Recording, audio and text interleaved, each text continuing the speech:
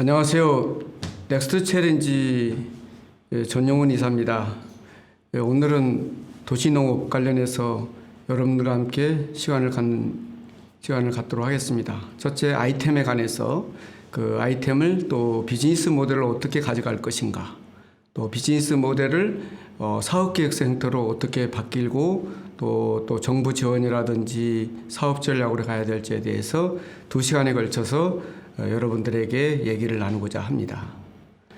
최근에 그 도시농업 또는 도시농부와 관련해서 여러 가지 사업들이 환경들이 잘 갖춰지고 있습니다. 최근에 지난 9월 24일 날 SK가 드디어 그 가정용 스마트 식물 재배기를 하는 조그마한 중소기업들을 인수했습니다. 바로 그건 뭐냐 그러면 앞으로 이 시대가 도래한다는 거죠. 이 시대가 도래한다는 것은 결국은 많은 농업과 관련되는 사업들이 이제 발생할 확률이 높은 거죠. 그래서 우리가 오늘 적기에 오늘 이와 같은 강의를 만들게 된 게 참 적기라고 생각합니다. 그래서 지금 많은 사람들이 창업 아이템을 이 분야에 대해서 공부하려고 하지만은 아직 그런 접할 기회가 없는데 오늘 여러분과 함께 시간을 갖게 돼서 너무 유익하고 좋습니다. 그래서 SK가 조그마한 중소기업을 인수해서 앞으로 이 식물 재배 관련해서 이제 가정용 또는 뭐 이런 시장을 틈새를 파고들겠다고 했습니다. 결국은 앞으로 이 코로나 이후에 우리 스마트팜이나 도시농업이 굉장히 발전할 것으로 보입니다. 그렇다면 여러분들도 이번 기회에 이와 농업과 관련된 아이템을 발굴해서 여러분들이 좋은 사업 기회를 삼았으면 좋겠습니다. 여기서 보시다시피 스마트팜이 6.9%, 전체 우리 코로나 이후의 유망산업으로는 바이오 헬스케어, 교육, 인공지능, 스마트팜이 네 번째로 유망산업으로 꼽히고 있습니다. 여러분들이 한번 도시농업으로 한번 도전해 볼 필요가 있을 것 같습니다. 도시농업 현황을 보면은 여기입니다. 도시농업 현황을 보면은 여러 가지 정부도 정책을 많이 내놓고 있고 그다음에 또 여러 가지 지원 정책도 많아지고 있습니다. 그래서 좋은 환경으로 지금 가고 있기 때문에 여러분들이 이번에 도시농업 관련해서는 관심을 가지면서 그래서 도시농업 사업 아이템을 한번 둘러보면은 제가 몇 가지 자료들을 발췌했습니다. 뭐 버섯이라든지 곤충, 작물 수경, 가공식품, 새싹, 그다음에 식물 공장, 재배기 뭐 이런 것들을 좀 발췌해서 지금 현재 사업화되고 있거나 앞으로 사업화될 가능 그 아이템들을 몇 가지 열거하고 같이 또 얘기를 나눠보겠습니다. AI로 버섯 재배하는 거 먼저 보겠습니다. 아시다시피 이제 4차 산업 시대에는 인공지능이 앞으로 모든 산업에 다 들어갈 것입니다. 최근에 동명대학교에서 도시 산업에 대해서 공부하면서 또 그 인공지능을 통해서 어떻게 하면은 버섯도 도시에서 또는 공장에 형성돼서 버섯을 재배할 수가 이런 부분들을 계속 공부하고 이거를 다시 인공지능하고 딥러닝 시켜서 여러분들이 앞으로 이제 버섯 재배할 때 이와 같은 자료와 재배 기술들이 발전하고 있으니까 버섯 재배도 도전해 볼 필요가 있습니다.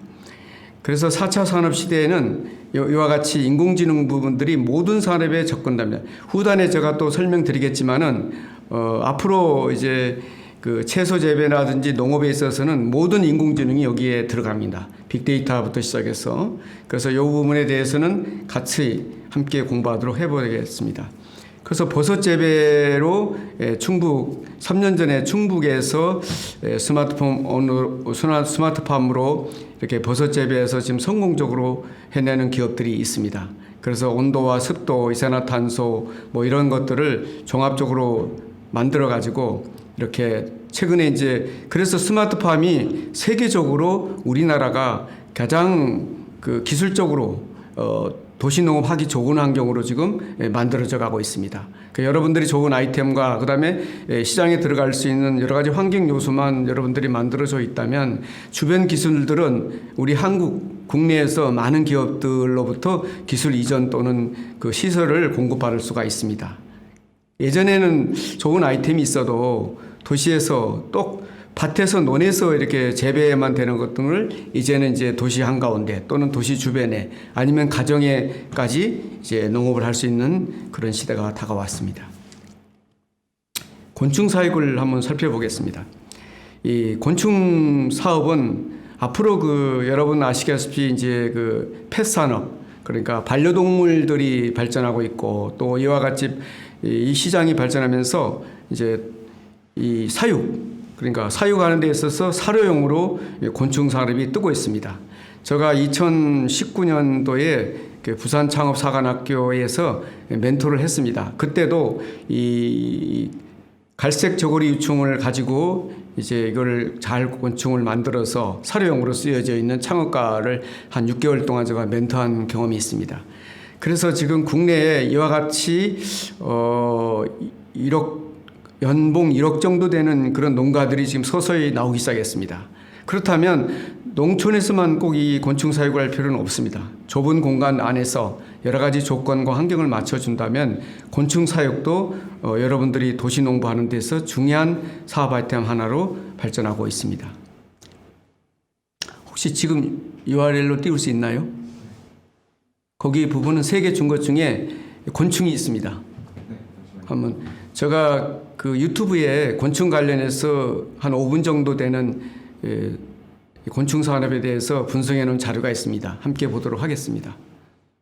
한 3가지 정도 유튜브에 제가 했던 5분 정도 내에 된 것들을 강의 중에 여러분들에게 소개하면서 가도록 하겠습니다. 참고로 제가 기업사랑TV라는 유튜브를 운영하고 있습니다. 그리고 지금 호서대학교에서요 창업 관련해서 2가지 강의를 하고 있는 출강을 하고 있습니다. 그래서 최근에 제가 1년 가까이 1년 동안에 한 500여 개 기업들을 사업 아이템을 분석하고 멘토해주고 또 그런 일을 하고 있습니다. 이제 코로나만 아니면 여러분들을 이렇게 대면을 하면서 대화하면 훨씬 실감 있고 또 여러 가지 얘기들을 해볼 수 있는데 그러지 못해서 아쉽습니다. 유튜브 강의 보겠습니다. 안녕하세요. 전샘의 기업사랑TV입니다. 오늘은 곤충 산업에서 사업 아이템 찾기에 대해 강의하도록 하겠습니다. 소리가 나갑니까? 국내 곤충 산업은 올해 1조 원 시장이 예상되는 등 미래 산업으로의 성장 가능성이 높으며 곤충은 식물성 단백질과 실제 고기의 장점을 결합한 새로운 대체 식품 재료로 각광받고 있습니다. 정부, 지자체 등에서 적극 지원하는 사업으로 이제 막 성장성이 돋보이는 사업 아이템으로 특히 농촌 중심으로 새로운 소득원으로 자리매김하고 있습니다. 곤충 산업의 사업 동향을 살펴보겠습니다.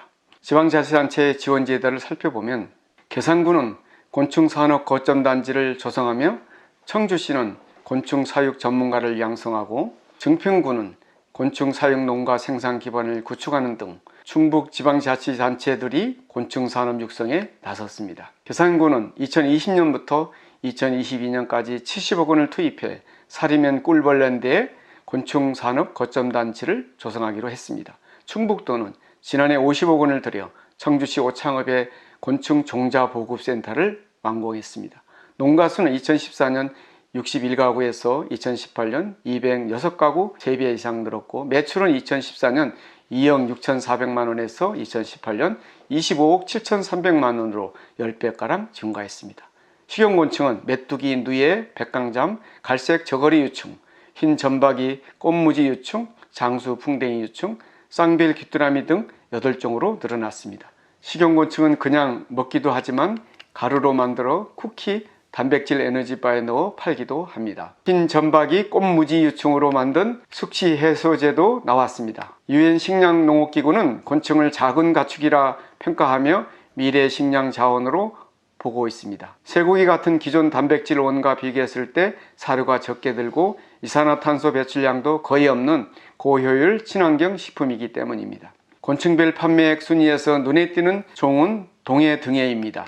정부는 곤충 14종을 축산법에 따른 가축으로 인정하기로 했습니다. 곤충 사육 농가는 취득세, 지방교육세 50% 감면, 농어촌 특별세, 비과세 등 각종 지원을 받기도 합니다. 또 현재는 산지에 곤충 사육시설을 설치할 경우 3,000평방미터만 쓸 수 있지만 축산농가로 인정되면 기존의 10배에 해당하는 3만 평방까지 부지면적을 늘릴 수 있게 됩니다. 우리나라 곤충업 신고자는 지난해 기준 2,318개소로 집계됐습니다. 우리나라 곤충산업 시장 규모는 2018년 2,648억 원으로 7년 전인 2011년에 비해 1,000억 원 가까이 성장했습니다. 특히 식용곤충은 사육기간이 2개월에서 4개월로 다른 가축에 비해 짧아 경제적 가치가 주목받고 있습니다. 타 가축에 비해 물 소비량이 5분의 1 수준이고 사료 소비량은 15분의 1밖에 되지 않습니다. 특히 식용사료용 약용 곤충 사업이 연평균 16에서 21%씩 성장해 전체 시장의 29.8%를 차지하고 있습니다. 글로벌 시장 조사기관 머티클러스 리서치에 따르면 세계 식용곤충 시장은 연평균 약 28%씩 성장해 2023년에는 12억 달러에 달할 것으로 전망됐습니다. 곤충 관련 사업화 사례를 살펴보겠습니다. 네덜란드 곤충식품 전문기업 프로티팜은 특정 벌레 유충으로 단백질 분말 육료와 흡사한 텍스처 등 제품을 아달다 프로라는 브랜드로 생산합니다. 이곳에서 생산된 곤충 단백질로 10만 명에게 일일 섭취 권장량에 거의 근접한 단백질을 공급할 수 있습니다. 프랑스 스타트업인 사료용 곤충을 생산하는 인섹트가 1억 1천만 유로 투자 유치로 이는 미국 EA 국가에서 농업 분야 스타트업으로서는 최대 규모의 펀딩입니다. 인섹트가 자동화 공정으로 대량 생산하는 곤충은 주로 수산업 양식업에 쓰는 사료와 애완동물 사료, 동물성 유기농 비료로 활용됩니다. 억대 수익을 올리는 곤충농가 곤충하우스에 500평 규모의 장수풍뎅이와 사슴벌레 등 애완용 곤충만을 사육하는 농장입니다. 1년에 약 20만 마리 국내 유통되는 애완곤충의 8% 정도가 이 농장에서 생산됩니다. 벅스팻은 식용곤충 사업에 눈을 떠 단백질 많은 건강식품 굼벵이로 애견 간식을 만들었더니 주문이 쏟아졌습니다. 굼벵이는 단백질 함량이 돼지고기보다 높고 각종 불포화산 지방산이 함유되어 있어 심혈관 질환에 효력이 있는 것으로도 알려져 있습니다. 특별한 질병이 없으며 키우는데 그다지 어려운 기술이 요구되지 않은 곤충 산업은 새로운 수입원으로 도전해보고 싶은 창업 아이템으로 발전하고 있습니다. 특히 중장년 퇴직자, 농촌, 산촌, 기촌 농업인들은 곤충 산업이 전 세계적으로 산업의 한 분야로 자리매김함에 따라 도전해보고 싶은 창업 분야입니다. 오늘 전샘의 기업사랑TV 사업 아이템 강의를 마치겠습니다. 감사합니다.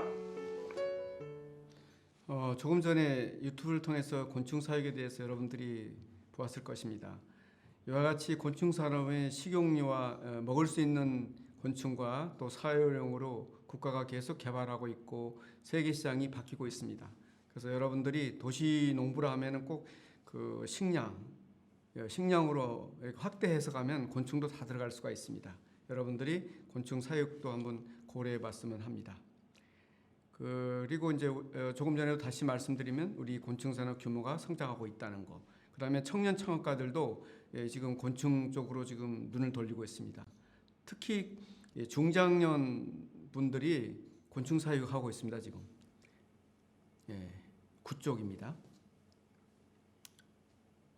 중장년들이 이 분야에 도전하실 경우에 안정적으로 수입원을 가져갈 수가 있습니다. 정부도 이 곤충 사육에 대해서 곤충을 해놓으면 이거를 사료용으로 갈 수 있는 6차 산업까지 연결할 수 있도록 만들어지고 있습니다. 작물 수경 재배 보겠습니다. 10조. 작물 수경 재배. 작물 수경 재배가 지금 이제 아까 맨 처음에 말씀드린 것처럼 SK가 이 수경 재배 또는 뭐 이런 재배 쪽으로 지금 눈을 돌리기 시작했다 그러는데 이와 같이 수경 재배를 위한 작물 수경 재배 부분이 대기업 또는 중소기업 또 여러분과 같은 창업 기업들이 이제 이 시장에 뛰어들기 시작했습니다. 그야말로 이곳에서는 가장 좋은 조건의 환경으로 모든 식물을 재배할 수 있다는 겁니다.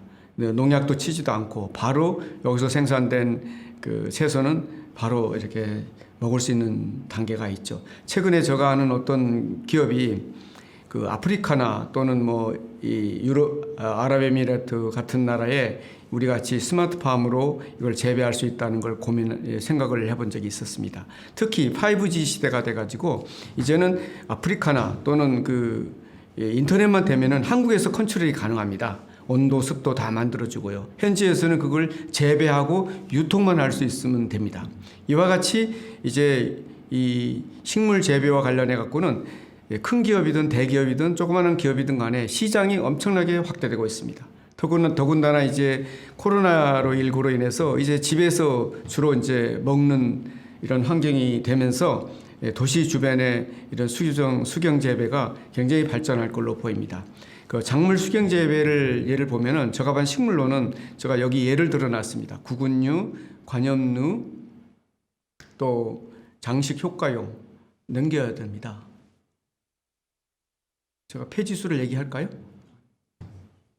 구근류에는 이와 같이 수서나 뭐 이렇게 바이오제라늄 이런 재배도 좋고 관엽류도 있고 장식 효과용, 그 다음에 채소류. 여러분들이 채소류만 또 신경 쓰는데 장식 효과용으로 요 최근에는 이제 이걸 재배해 놓으면은 사무실이나 또는 1인 가정들이 집에다가 이 장식 효과용으로 쓰여지고 있습니다. 오늘은 이 장식 효과용으로는 제가 아이템을 얘기는 하진 않았지만은 앞으로 이 장식 효과용으로도 수경 재배용으로도 좋습니다.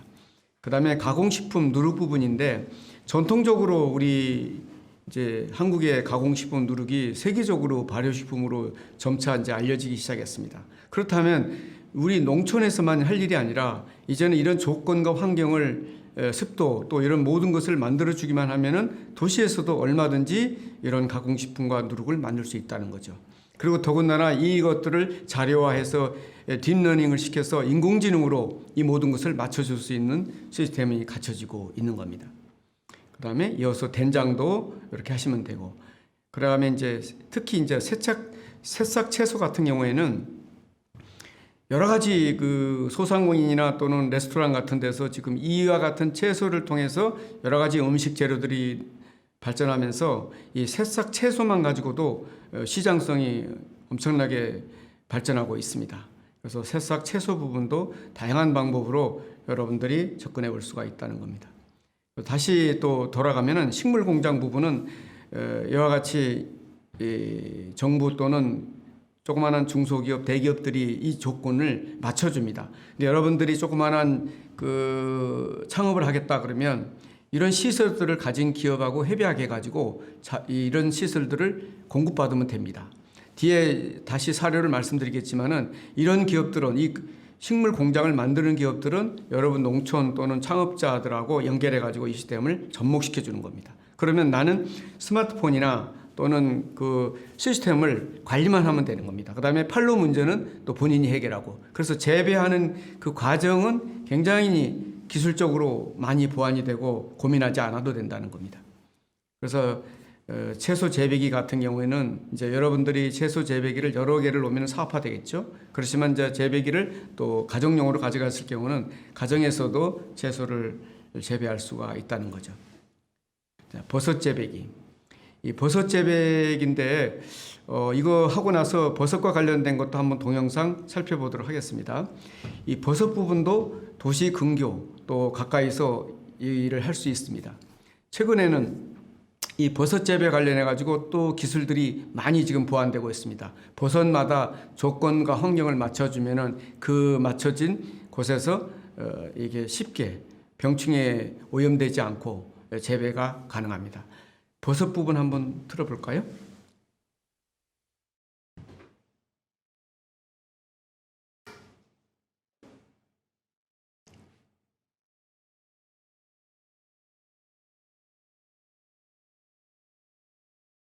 연결할 때는 저 목소리가 들리나요? 그러면 지금 동영상으로 연결 중에 있는데요. 이 버섯 부분도 굉장히 유망한 산업이기 때문에 따로 제가 동영상으로 5분 정도 자료 수집해 놓은 것들을 보면서 여러분들이 한번 아이템으로 고민할 필요가 있습니다.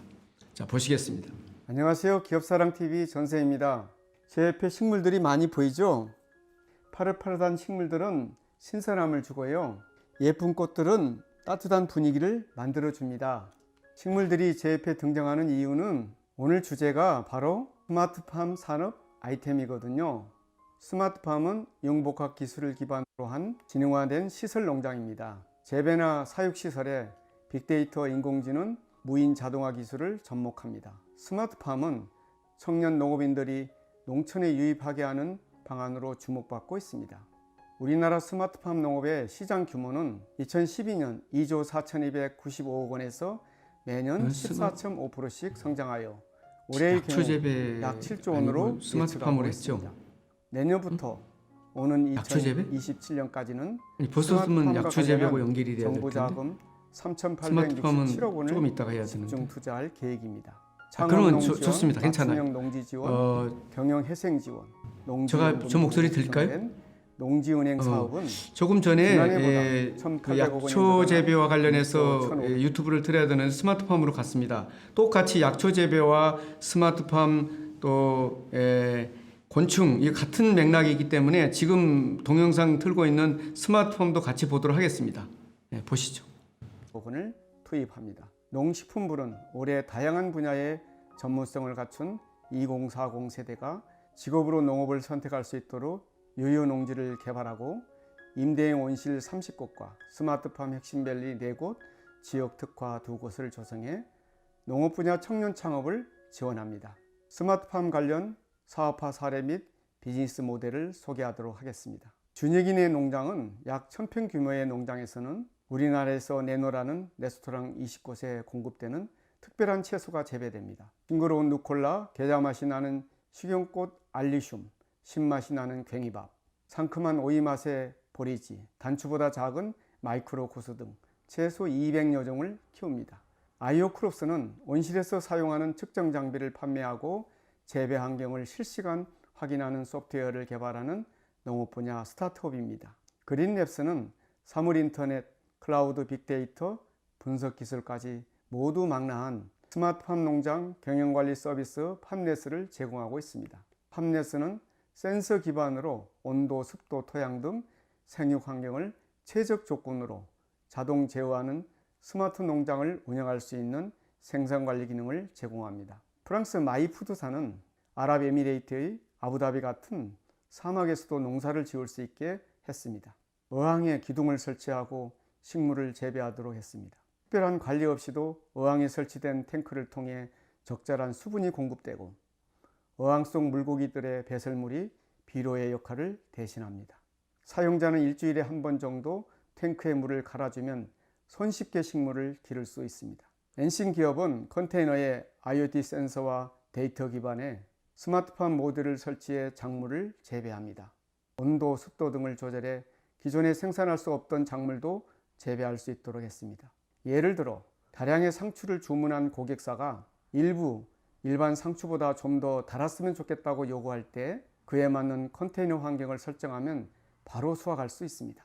현재 재배를 앞둔 작물은 샐러드용 채소를 비롯해 50가지가 넘습니다. 사우디아라비아, 두바이 등 또 다른 중동 국가를 비롯해 러시아, 싱가포르, 태국으로도 프렌티 큐브를 수출하고 있습니다. 식탁이 있는 삶 기업은 익히지 않고 생으로 섭취 가능한 초당 옥수수는 소비자들이 취향을 사로잡아 110만 개가량 판매됐습니다. 식탁이 있는 삶은 150여 곳 농가와 손잡고 산지에서 직접 가져오는 신선식품만 취급하는 전문 플랫폼입니다.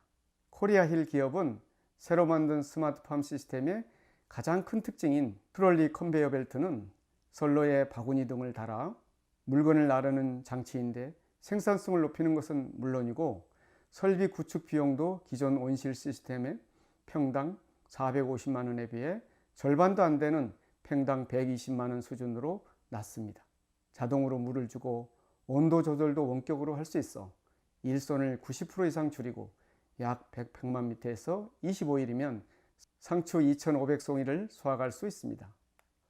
우듬지 영농조합은 복합 환경 제어 시스템 앱을 통해 배지 상자 속 수분, 영양분에서부터 온도, 습도, 이산화탄소 농도, 풍향, 폭풍 경보, 지붕 개폐 여부 등 비닐하우스 안팎의 다양한 정보가 실시간으로 확인하고 있습니다.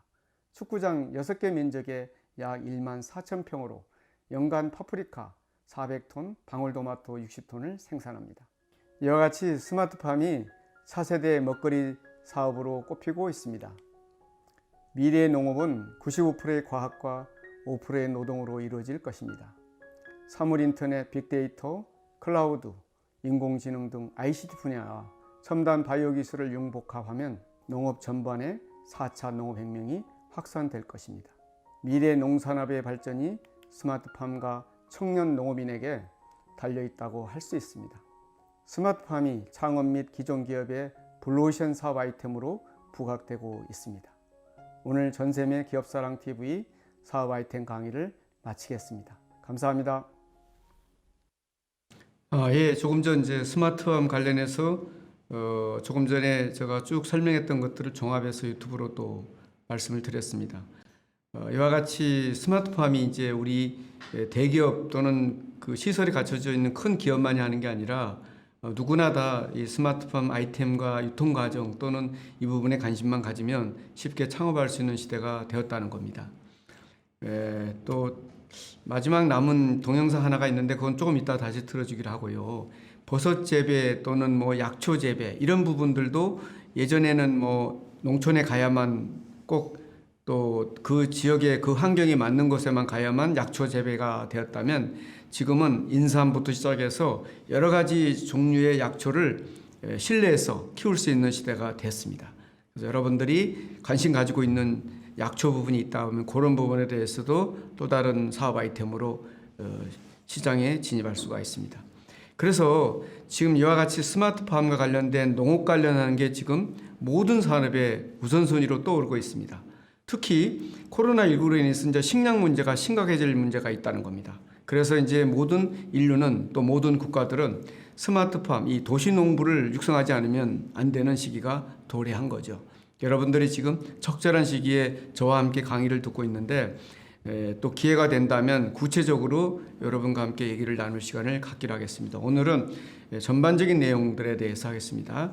그 다음에 두 번째, 그래서 농업과 조경, 뭐 자재 이런 것들이 발전하다 보니까 이런 부분에 대한 쇼핑몰과 플랫폼이 또 발전하기 시작했습니다.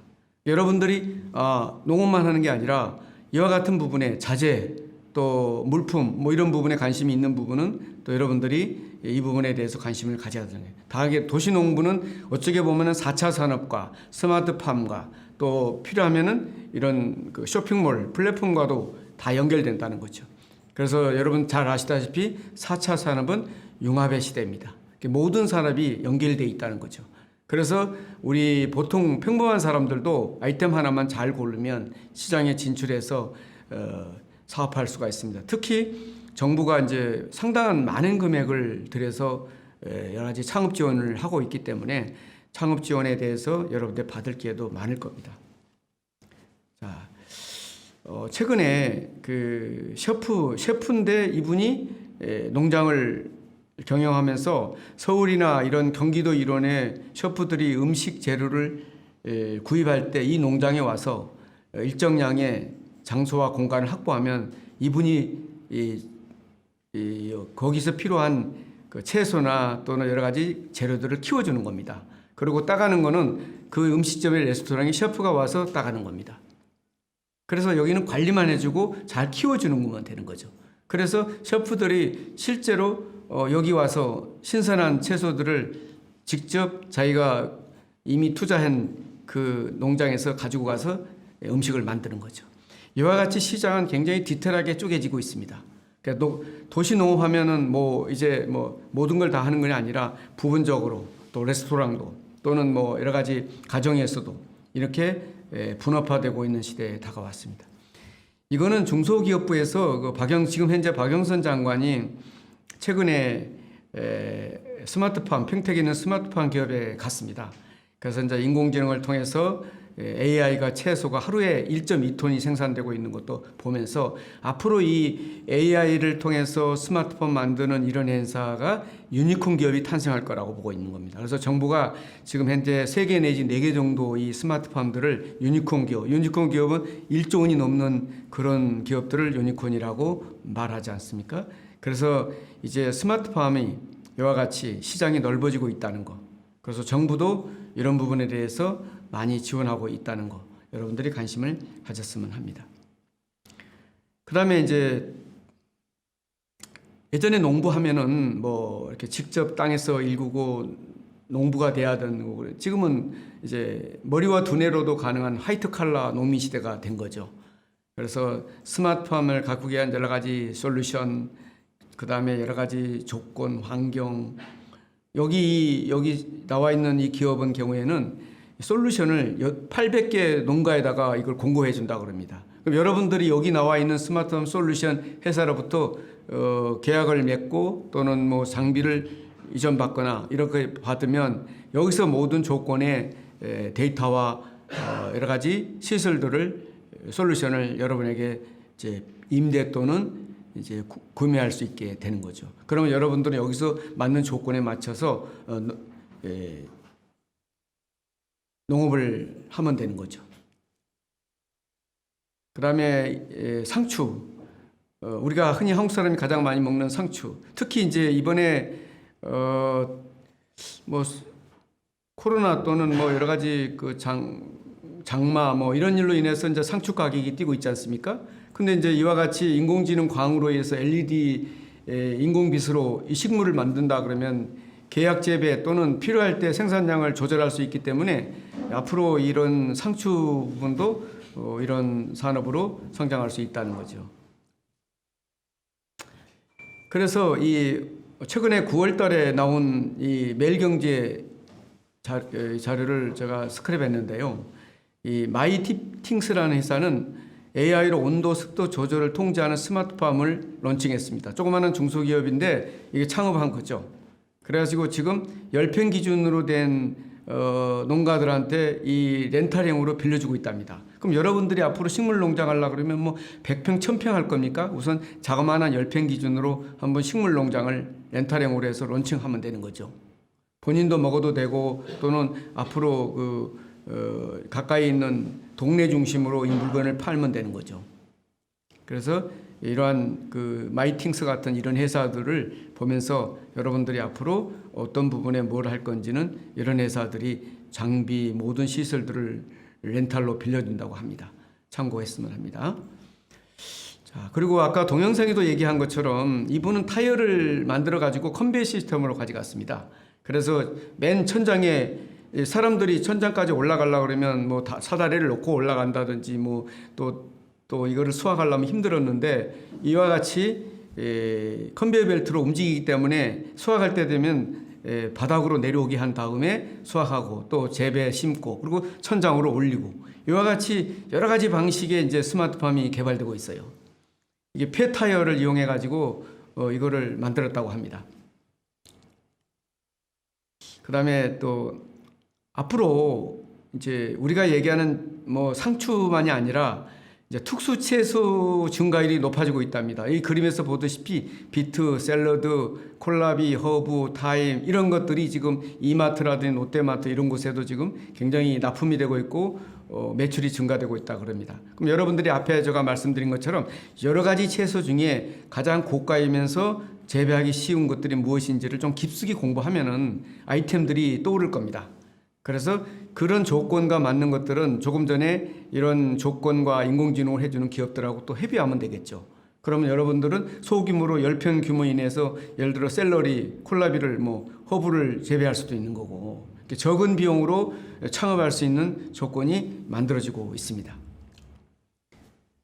자, 이거는 또 아까 우리 동영상에도 이야기했는데 이분은 한국 사람인데 미국의 하버드 대학교를 나왔답니다. 하버드 대학교 나온 사람이 컨테이너에다가 스마트팜 만들었어요. 그러니까 사람들이 뭐라 그랬냐면 아니 하버드 나오신 분이 그 다른 사업도 있을 텐데 뭐 이렇게 컨테이너에다가 이렇게 식물 농장을 만드냐 그러니까 이분이 뭐라냐면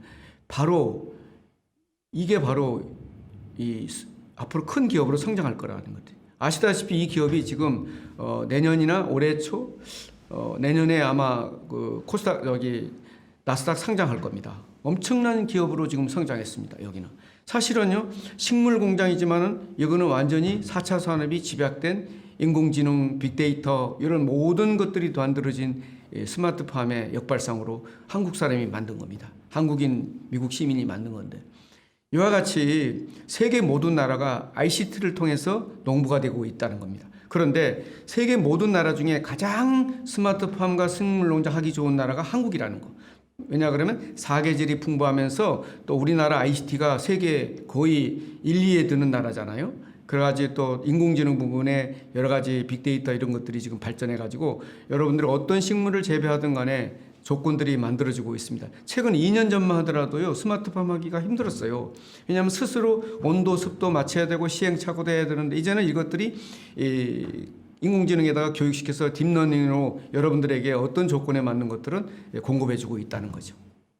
그래서 오늘 이 강의가 우연히 이렇게 됐지만은 올해 코로나가 되고 하반기부터 내년에 이제 혁신적으로 아마도 스마트팜과 이 도시농부가 내년부터는 굉장히 활성화될 걸로 보입니다. 그리고 정부나 농림식품부라든지 중소벤처부라든지 이런 데서 이런 쪽으로 앞으로 예산을 많이 투입하고 도울 수 있을 겁니다. 앞단에 그 벤처기업부의 그 박영선 장관이 스마트팜 농장에 가서 했던 자료 보셨잖아요.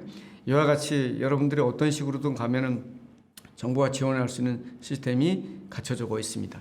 여기는 그 서울 지하철 7호선 상도역 안에 있는 메트로팜이라는 겁니다. 역 안에 공간이 여유가 있지 않습니까? 그 지하의 역 안에서 LED 광선을 통해서 이와 같이 만들어지고 있죠. 그래서 이런 공간을 임대한 거죠. 어떤 분이. 임대해가지고 이 식물 공장을 만들었죠. 그러면 여기서 재배된 것들은 바로 지하철 유통망을 통해서 빠른 속도로 이렇게 또 배달도 가능하고 그래서 신선하게 만들어져 있죠. 그래서 어쩌면 스마트팜과 식물, 채소 이런 공장은 아마도 세계 우리나라가 최고로 빠른 속도로 지금 발전하고 있는 것 같습니다. 그래서 이제 토마토, 아까는 이제 물론 토마토도 이제 채소와 같지만은 이 토마토 농사짓는 노복공학도 여기도 제가 사례를 모아봤습니다. 조진영 아이오 크롭스 대표인데 여기는 포항공대에서 하신 분이 포항공대를 나온 분이 화분을 기르다가 농업에 관심을 갖게 됐고 그러다가 이제 이와 관련된 온실 재배 환경에 맞는 측정 장비와 소프트웨어 이런 것들을 만들기 시작해서 보급화되고 있죠. 장미 농장을 한번 예를 들어보겠습니다. 이게 이제 아까 그 유튜브에서도 잠깐 나왔던 겁니다. 장미 농장. 그러니까 이거는 이제 실내에서 장미를 키우는 거죠. 그래서 카메라, 센서, 환경 센서 이런 것들이 자동으로 다 이루어진다는 겁니다. 자동으로. 개폐도 자동이고. 그럼 여러분들은 핸드폰, 스마트폰으로 이걸 다 제어할 수가 있고 상황을 체크해 줄 수가 있다. 예전에는 농업하면 24시간 뭐 이렇게 매달렸고 여행도 못 다니고 그랬는데 이제는 안 그런다는 거죠. 해외 갔을 때 언제든 와이파이만 있으면 언제든 제어가 가능하고 여기 관리인 한두 명만 두면은 이런 것들을 다 제어하고 판매하고 이런 일을 할 수 있다는 겁니다. 약초 재배 관련해서 한번 다시 동영상 한번 보겠습니다.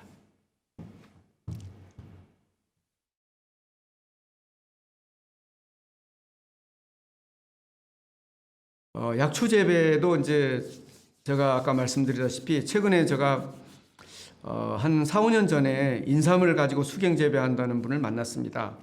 물론 그때는 여러 가지 인공지능이라든지 뭐 여러 가지 IC 기술이 부족한 가운데서도 이분이 이거를 만들기 위해서 수년 동안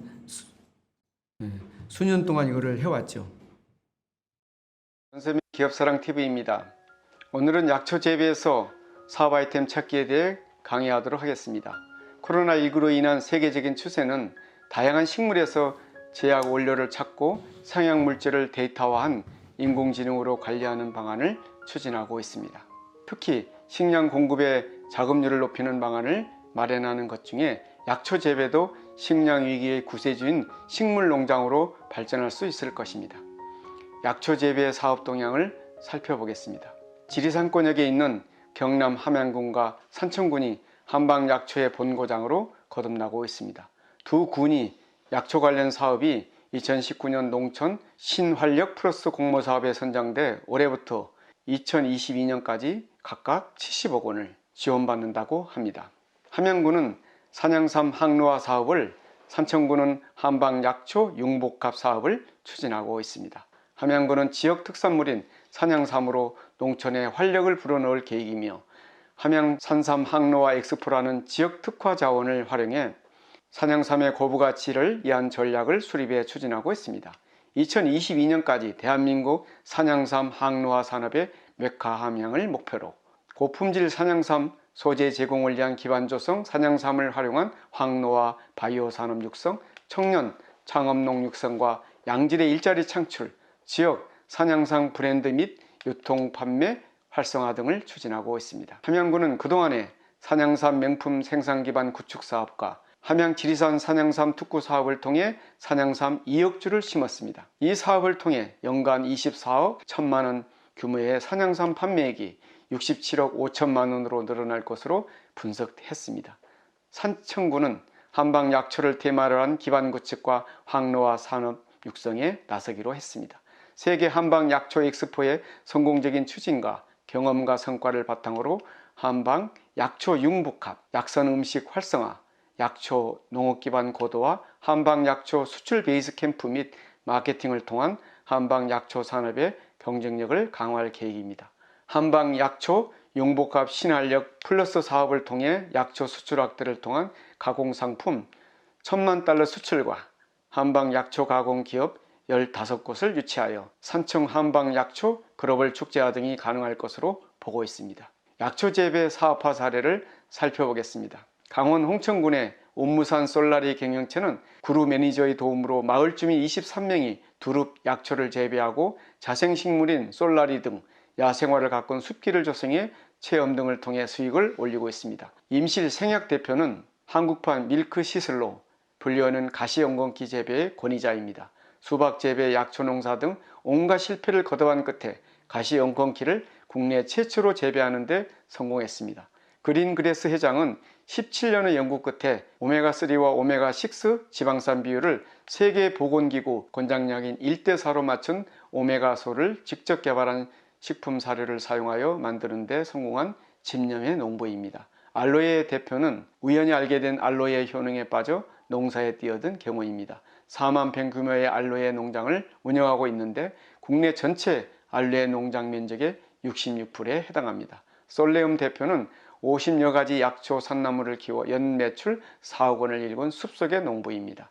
충남 서어대산 39만 6천 평방미터 땅에서 직접 갖고 어수리, 당기, 가시, 오가피 등 한 해 8만 톤을 생산, 나물 소비를 늘리기 위해 산약초 전문 식당을 열어 당기, 떡갈비, 산부추, 칼국수 등 메뉴를 선보였습니다. 1년에 생산하는 산나물과 산약초 양은 8톤이 넘습니다. 연 매출은 4억 원 규모입니다. 우리나라는 효능이 뛰어난 약초가 잘 자라는 환경으로 미래 고령화 사회의 예방의학과 건강산업 분야의 커다란 사업화 아이템으로 떠오르고 있습니다. 중장년 시니어층의 창업 아이템 및 일자리의 블루오션 영역으로 이제 막 성장하는 약초 재배에 대한 관심을 가졌으면 합니다. 스마트팜 등 관련 분야 기술 지원도 활발하게 지원되고 있어서 지역과 환경을 넘어 도시형 농장에서 재배될 수 있어 사업화 가능성이 높아지고 있습니다. 오늘 전샘의 기업사랑TV 사업 아이템 강의를 마치겠습니다.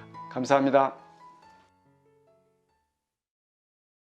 예, 조금 전에 동영상을 봤는데 그 동영상 부분에서는요, 도시농업을 떠나서 전반적인 얘기를 다뤘습니다. 그래서 실제로 농촌에서 또는 산촌에서 재배할 수 있는 전반적인 걸 다뤘고요. 실제로 우리는 이제 이 화면에서 보듯이 여기는 실내로 들어온 겁니다. 실내로 들어와서 똑같은 조건의 환경과 습도 뭐 이런 거를 만들어주면 땅에서 직접 일반적인 산에나 농촌에서 재배했던 똑같은 조건의 약초를 재배할 수 있다는 겁니다. 그래서 여러분들이 앞으로 약초 재배와 관련해 갖고도 또 다른 산업으로 성장할 가능성이 높기 때문에 이제 뭐 채소든 또 뭐 상추든 뭐 그다음에 버섯이든 이 똑같이 다 한 도시농업 창농을 위한 기본 비즈니스 모델 발굴입니다. 그래서 이제 여러분들이 비즈니스 맵을 어떻게 하고 그런데 비즈니스 모델은 그야말로 장사해서 돈을 버는 겁니다. 그래서 회사가 굴러가는 원리를 비즈니스 모델이라고 말합니다. 그동안에 우리가 뭐 여기 강의 들으신 분들 중에 사업하신 분이거나 또는 사업을 해서 잠시 멈춘 분들도 있겠지만은 그야말로 이제 이 아이템 가지고 이 생존 경쟁에서 다른 사람들하거나 또는 혼자든 어떻든 간에 이 시장에서 뛰어들어서 수입을 내는 건데 어떻게 수입을 낼 것인가, 시행착오를 줄이면서 할 것인가 이런 겁니다. 그래서 첫 번째 비즈니스 모델에는 경쟁을 의식하지 말고 어떻게 하면 시스템 만들 것인가 이런 부분에 가져가야 되는 겁니다. 그래서 아이디어 도출, 검증 단계가 필요하죠. 여러분들이 지금 오늘 첫째 강의에서 이제 아이디어와 뭐 이런 것들이 떠오르겠죠. 그리고 이제 지금 이미 아이디어를 내놓은 분들도 있고, 그러면 이제 아이디어가 도출되고 검증이 됐다 그러면 이제 비즈니스 모델링을 가져가야 돼요. 그냥 막연히 사업하겠다 그러면 안 되겠죠. 그러기 위해서는 거기에 백데이터가 필요하죠. 시장이 어떻게 돼 있고, 그 다음에 고객층이 어떤 분들이고, 뭐 이런 것들 저런 것들을 다 이제 망라해서 비즈니스 전략 수립을 만든다는 거죠. 그래서 여기서 얘기하는 아이디어 도출 단계에서는 창업자가 보유한 기술에 대한 시장 정보, 뭐 거래 방식, 설령 여러분들이 지금 시장을 몰라도 됩니다. 왜냐면 사업이라는 거는 지금부터 준비하면 되는 거거든요. 그 다음에 시장에 들어가서 앞으로 분석하고, 그 다음에 관심 가지고 관련된 책 읽고, 강의 듣고, 이러다 보면 이제 지식이 축적되고, 사업 모델이 이제 조금씩 눈에 보이기 시작합니다. 그럴 때 사업계획서를 쓰고, 이제 또 하나하나 구체화되는 작업을 해가는 거죠. 그래서 이제 여기 중에 린스타업이라고 하는 게 있습니다. 린스타업은 뒤에 다시 또 설명하겠지만은 시장의 위험을 가볍게 검토해 보는 겁니다. 어떤 물건을 만들었으면 이걸 완벽하게 만들지 말고 조금 시제품 단계에서 만들어서 시장의 상황을 보고 모니터링 해보고 필요한 고객들 찾아가서 이거 어떻습니까? 어떻게 할까? 어떻게 괜찮을 것 같습니까? 뭐 이런 걸 물어보면서 자본이 많이 투입되기 전에 린스타업을 해보는 겁니다. 그리고 캠퍼스라고 하는 그런 조그마한 종이에다가 내 생각을 거기다가 담는 겁니다. 그럼 캠퍼스는 어떤 건가 한번 보면은 넘기시고, 비즈니스 모델을 효율적으로 표현하는 방법은 무엇일까 하는 것을 A4 한 장 정도 또 2장 정도에다가 이걸 내놓는 겁니다.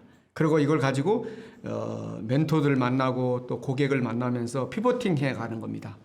사업계획서를 구체적으로 쓰기 전에 이 캠퍼스에다가 이렇게 막 이런저런 얘기도 들어보고 시장 조사도 해보고 사람도 만나고 뭐 이런 자료를 하면서 기획 단계 전에 이 캠퍼스를 만들어 가는 거죠. 그래서 캠퍼스에는 9가지 요소를 여러분들이 염두에 두면서 생각해 보십시오. 첫째, 핵심 활동입니다. 고객 세그먼트에서 핵심 활동.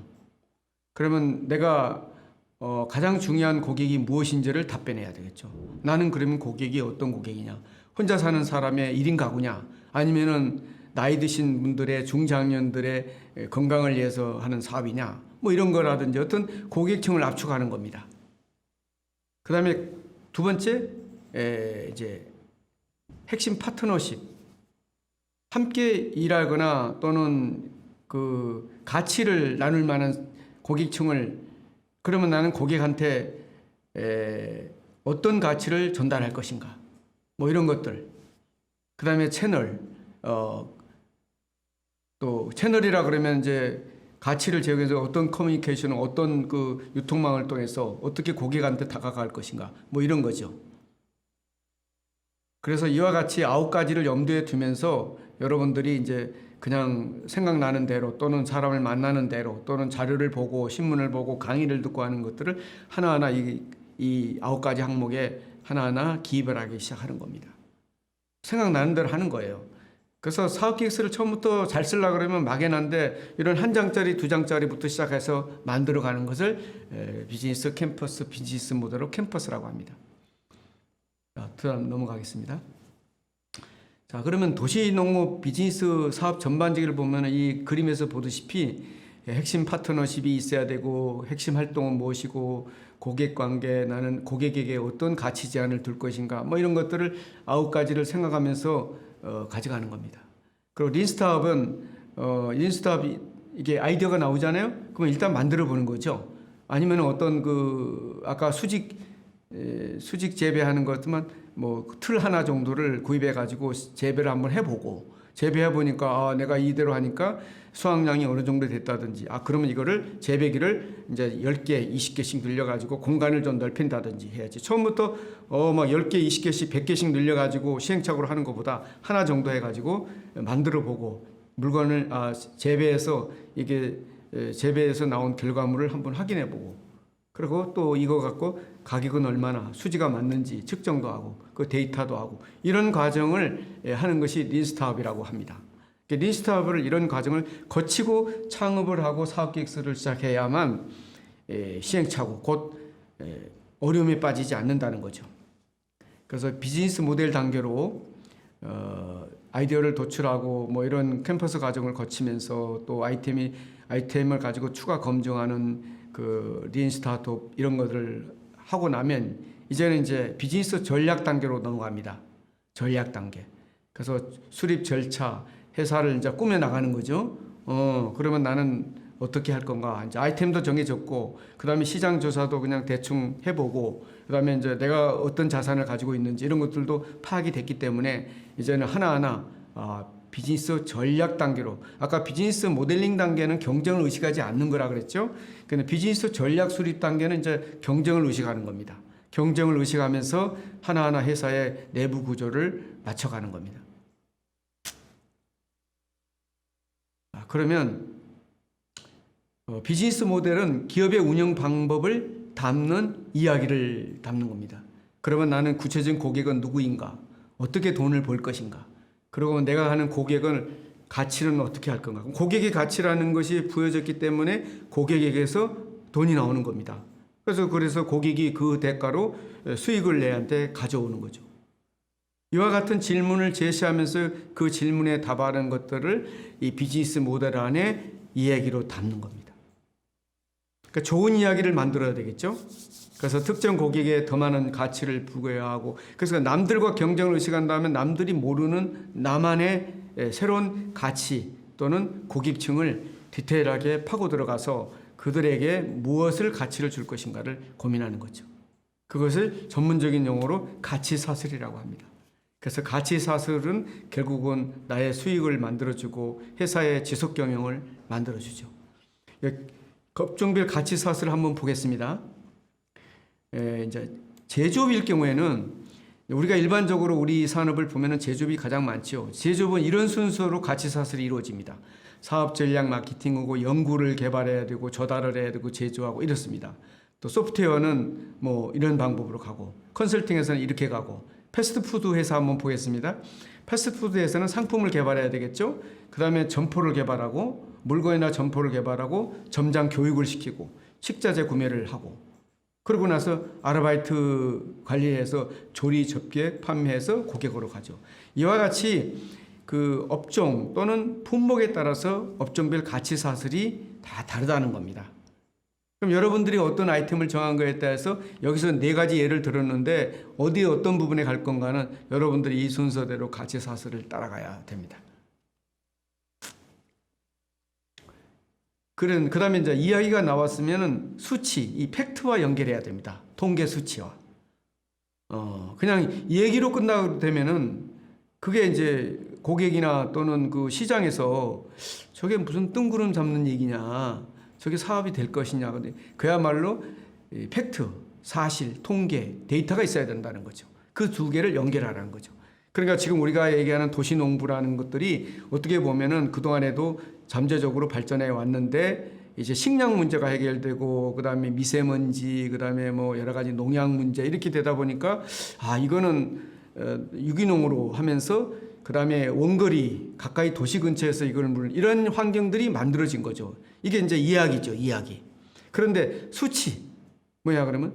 고객층이 어떻게 두꺼워졌는지. 그래, 코로나19라는 이런 돌발적인 멘데믹 시장이 오면서 사람들이 집안에서만 활동하게 된 거죠. 집안에 활동하다 보니까 이제 가까이서 내가 눈으로 보고 동네 중심으로 사는 삶이 된 거죠. 그러려면 뭐 해야겠죠?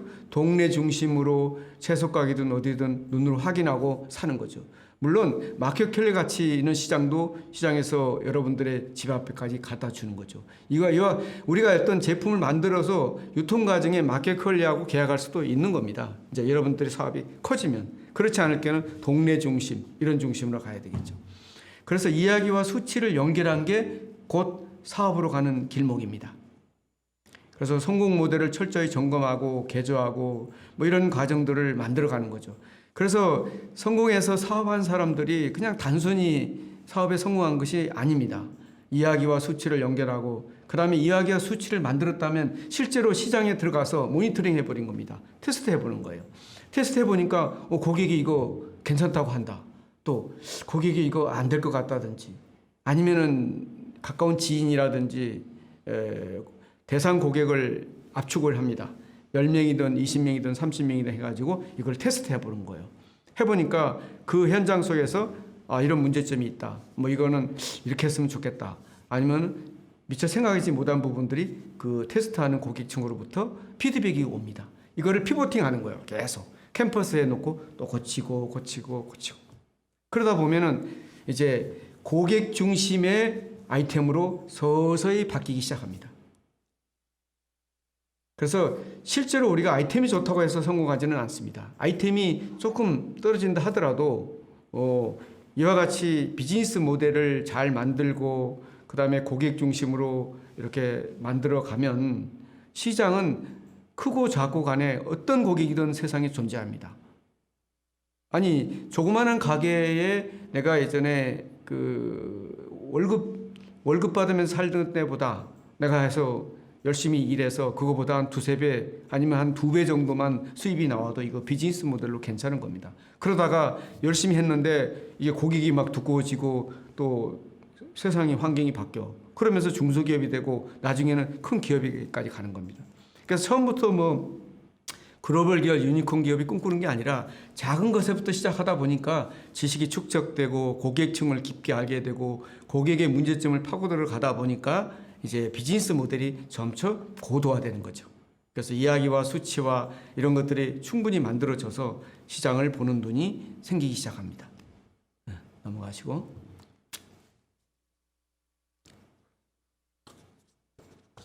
조금 더 깊게 들어가서 이제 여러분들이 이제 캠퍼스가 조금 다듬어졌어. 그러면 STB 전략이라고 이제 어떻게 하면 마케팅을 할 건지 하는 부분들을 지금부터 공부해 보겠습니다.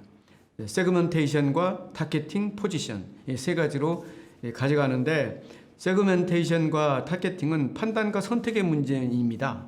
그런데 포지션은 인식과 경쟁의 전략적인 부분이에요. 이걸 좀 구체적으로 들어가 보겠습니다.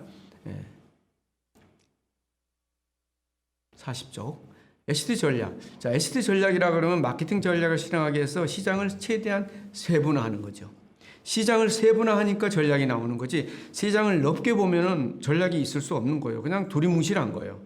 그리고 전략이 나오지도 않고. 그래서 시장을 세분화시키고. 그리고 내가 역량이 부족하다 그러면 더 세분화시키는 겁니다. 아주 작은 틈새 시장에 내 제품을 파고 들어가면 됩니다. 그래서 목표 시장을 선정하고 또 자기만의 강점을 강력하게 각인하는 겁니다. 그래서 이 순서대로 시장 세분화가 정립이 되면 나는 우리 동네 중심이다. 아니면 나는 1인 가구 중심이다. 나는 밀레니엄 세대를 중심으로 하겠다. 나는 중장년을 중심으로 하겠다. 나는 건강을 잃어버린 지금 아프신 분들을 통해서 내가 이 제품을 팔겠다. 뭐 그렇게 되면은 시장 세분화 또는 고객층이 압축이 되겠죠. 그래서 최근에는 어젠가 오늘 신문에도 나와 있듯이 조그마한 중소기업들이 굉장히 성장하고 뭐 유니콘 기업으로 가는 그런 기업들이 나오는 게 뭐냐면 시장 세분화를 통해서 나만의 시장의 고객층을 넓혀간 겁니다. 그러다 보니까 고객들이 이제 바이럴 마케팅을 통하든 SNS를 통하든 간에 내 제품을 사기 시작하는 거죠. 그래서 시장 세분화가 굉장히 중요합니다. 나는 그냥 대한민국 사람을 전체로 할 거냐. 이거는 영업 전략, 마케팅 전략이 아닙니다. 예전에는 대기업들이 푸시 전략으로 가져갔지만은 지금은요, 대기업들도 시장을 세분화하기 시작했습니다. 그래서 고객층에 맞는 제품을 만들어서 맞춤식으로 가져가죠.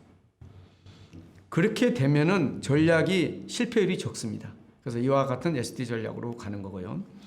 그 다음에 이제 그림으로 보면은 마케팅 전략 프로세스 시장 세분화에서 목표 시장 되고 포지셔닝으로 이렇게 순서대로 갑니다. ST, P 전략. 그 제품 유통, 판매, 가격 이와 가지 목표 고객이 생기면 여기 나와 있는 것처럼 제품 전략, 유통 전략, 판매 전략, 가격 전략 이렇게 구분하면서 갑니다. 또 그 다음에 넘어가서 자 그러면 이 세 가지 중에 첫 번째 시장 세분화를 좀 더 구체적으로 살펴보겠습니다. 세그멘테이션, 시장 세분화. 시장 세분화는 고객 전체 시장을 유의미한 기준으로 잘게 쪼개는 거라고 말씀드렸죠. 자, 그러면 쪼개는 걸 예를 한번 들어볼까요? 고객의 특수, 인구 통계적 변수, 연령대, 성별, 교육 수준, 주거 형태, 가족 규모. 최근에 32%인가 30몇 프로가 1인 가구가 생겼어요. 그래서 대기업들도 가전제품을 1인 가족들이 쓸 수 있도록 이렇게 만들어내는 거죠. 예전에는 4인 가족 또는 대가족이 쓸 수 있는 가전제품을 만들었다면 이제는 1인 가족이 혼자 쓸 수 있는 가전제품을 만드는 시대가 다가왔다. 이게 바로 이제 세그멘테이션, 시장 세분화를 한 거죠. 1인 가족들이 늘어나기 때문에. 그 다음에 지리적 변수입니다. 지역, 도시, 인구, 지형, 토양입니다. 자, 그러면 내가 사는 동네 중심으로 갈 것인지 아니면은 경기도 중심으로 갈 건지. 아, 나는 한 1분기 정도는 한국으로 가고 그 다음에 베트남이라든지 인도네시아 등 동남아시아로 진출하겠다든지 이와 같이 지리적 변수, 그 다음에 심리적 변수는 라이프 스타일입니다. 요새 밀레니엄 세대, Z세대, 그 다음에 중장년, 베이비붐 시대 이와 같이 이제 인구 또는 심리적 변수로 가야죠. 그 다음에 경제적인 변수, 이게는 중산층인지 또 뭐 이렇게 이 고객 특수 변수도 여러분들이 쪼개는 작업을 시작해야 됩니다.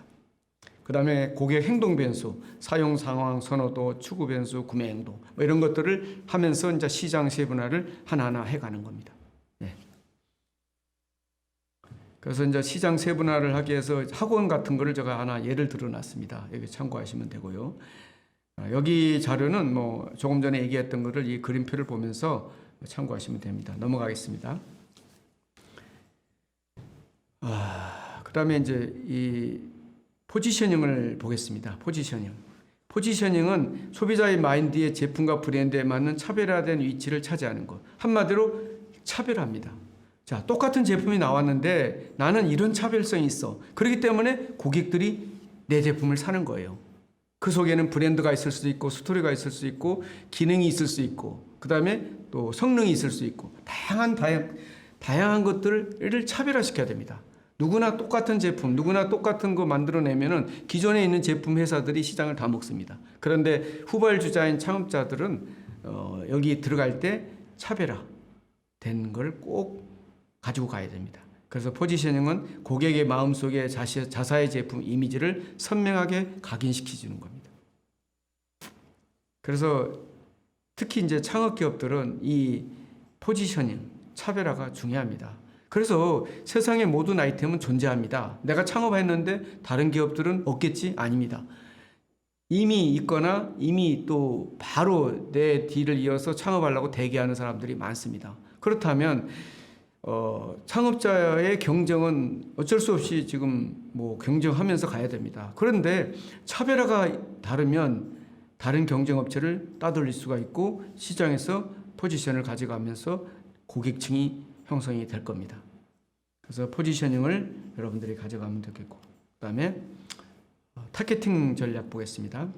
타겟팅은 대중시장인지 차별화인지 집중한지 뭐 이런 것들인데 여기 빨간 글씨 한번 보시면 하나의 브랜드를 갖고 전체 시장에 집중하는 거. 이건 뭐냐 그러면 갤럭시 뭐 노트 10이 나왔다 그러면 하나의 브랜드로 전체 시장을 끌고 가는 거죠. 테레비도 그렇고. 그런데 우리가 이 창업하는 우리 창업가들은 이런 대중시장 전략으로는 당장은 갈 수가 없습니다. 그래서 차별화 전략으로 틈새 시장을 쪼개가지고 잘게 쪼개서 디테일하게 파고 들어가서 내 고객층을 가지는 세분화 전략으로 가야 되겠죠. 물론 세분화 전략으로 가가지고 점차 대중 전략으로 갈 수 있겠죠. 그래서 처음부터 차별화 전략으로 가서 시장의 특성에 맞도록 고객층을 달리하면서 계속 가야 줘야 된다는 거. 그 다음에 또 같은 말들이 반복이 되는데 이제 고객을 획득하고 확대하고 유지하고 반복하는 거죠.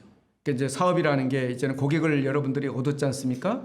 내 고객층이 됐고 그러면 그다음에 이거를 확대해 가는 거고 확대하다 보니까 또 고객층이 계속 반복해서 내 물건을 사주고 이게 재구매가 있어야 기업은 지속 경영을 합니다. 한 번 구매하고 보니까 이게 뭐 별 차별성도 없고 유사 제품 주변에 많은데 가격만 비싼 것 같다. 제품인데 뭐 이렇다. 그러면 내 제품은 재구매가 안 이루어지면 결국은 기업에서 창업을 했지만 시장에서 이제 어떤 포지션도 갖지 못하고 지지부진한 상태에서 기업이 경영되겠죠. 그러다가 나와 같은 유사한 기업들 아이템이 시장을 잠식하게 되면 결국은 내가 이제 폐업할 수 있는 환경에 도래하게 되죠. 그래서 재구매, 반복 구매가 이루어지도록 해야 됩니다. 넘어가시고. 그래서 시장 기회는 시장을 분석. 이제 우리가 아까 얘기한 것처럼 가장 중요한 게 시장 분석을 해야 돼요. 그런데 시장 분석은 자기가 모를 수 있어요. 그래서 전문가들 또는 기존의 여러 가지 논문이라든지 자료들이라든지 매스컴 또는 신문 뭐 이런 것들을 다 주워 모아가지고 여러분들이 시장 동향을 분석하고 미래 위험을 분석하고 또 전문가를 만나가지고 내 시장 분석이 과연 문제가 있는지도 또 해야 되고 그래서 시장 분석이 잘 나와야 그 다음에 타켓이 정해지고 가치가 정해지고 포지션이 정해진다는 겁니다. 그 다음에 사업기획서를 쓰려고 그러면 수업 분석을 해야 돼요. 사업기획서 이제 아까 얘기한 거는 그거는 이제 전체적으로 내 사업을 어떻게 갈 거냐는지만 이제는 이제 사업을 하겠다는 전제하에 수업 분석을 하는 겁니다. 장점, 단점, 기회, 위험률 이 네 가지를 표를 보면서 어떻게 하면은 내가 어느 위치에 어떤 포지션에 지금 내 사업이 수합 분석을 할 거냐 이 수합 분석을 몇 장에 걸쳐서 한번 공부하도록 해보겠습니다. 외부 환경은 기회와 위협입니다. 예를 들어서 우리 도시농부 이게 농업과 관련된다 그러면 기회가 왔죠. 기회가 어떻게 왔냐? 4차 산업이라는 ICT라는 환경이 내 사업을 할 수 있도록 도시에서 할 수 있도록 만들어줬습니다. 기회. 그리고 또 코로나19라는 이런 환경이 도시농부에게 유리한 조건으로 다가왔다는 거. 그 다음에 한국이라는 이런 자연적인 환경들이 도시농부 하는데 많은 좋다. 이게 기회죠. 위협은 뭐겠어요? 위협은 이것과 관련해서 많은 시장이 아직 형성이 되어 있지 않다는 거. 그래서 이거는 아직까지는 좀 일르긴 하지만 그렇다고 많은 기업들이 창업한 뒤에 내가 뛰어들려면 틈새 시장이 줄어드는 거죠. 약간의 모험이 있으면서도 시장이 열릴 때 작은 규모로 파고들 수 있는 위협적인 요인도 여러분들이 감안해야 된다는 거죠. 그래서 기회와 위협은 어쩌면 동시에 다가오는 거죠. 그 다음에 내부 강점이죠. 예를 들어서 내가 농업 부분에 수년 동안 직장을 그런 분야에서 10년을 다녔다. 이게 강점입니다. 농업과 관련된 회사에서 10년 동안 일했기 때문에 여러분들이 이 분야에 대해서 보이지 않는 가운데 노하우가 쌓여진 거죠. 강점. 그런데 나는 그런 곳에 근무도 하지도 않고 그냥 매스컴에 나와 있어서 앞으로 도시농부가 좋다고 해서 한번 시작하는 이거 약점일 수 있어요. 그럼 약점은 뭐냐? 그 약점을 보완하기 위해서는 시장 조사를 더 잘해야 되겠죠. 그리고 이런 강의도 받고 그 다음에 자료 수집도 하고. 그러니까 강점과 약점, 기회와 위협은 동시에 누구에게나 다 존재한다는 거죠. 다만 그런 것들을 어떻게 보완하고 어떻게 문제점을 하는데 내가 근데 기회, 위협, 강점, 약점을 모르고 그냥 내 직감으로 또는 남이 하니까 따라하면은 이게 이제 시행착오가 심각해지는 겁니다. 그래서 절대로 따라하기 사업은 없는 겁니다. 나 중심으로 내가 지금 뭐가 문제 있는지를 분석하는 거죠. 자, 그러면 이제 수업 분석을 조금 구체적으로 들어가 보도록 하겠습니다.